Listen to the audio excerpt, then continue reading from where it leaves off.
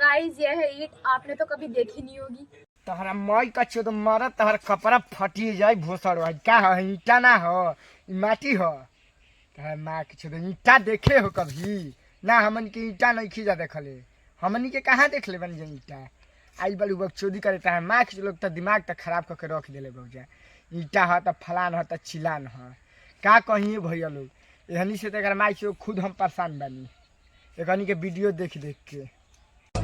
तुम अपने आप को समझते क्या हो? तोर भतार तोरा माई के दामाद आ तोरा बाबुओ के दामाद आ तोर बहिन के जीजा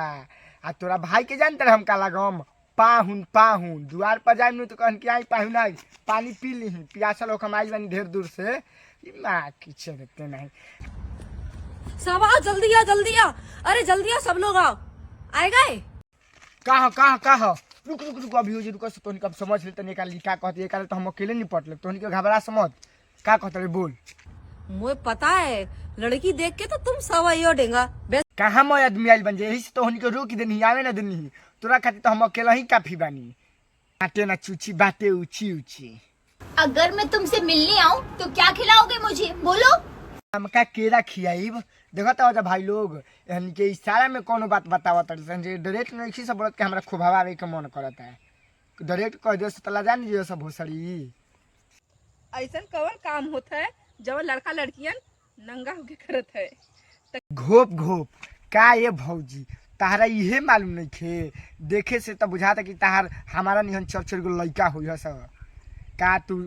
झूठो के बदनाम कर कबो नांगा नहीं करवैले का भैया संगे मैं मुस्खा के बिलाई भैली भकती।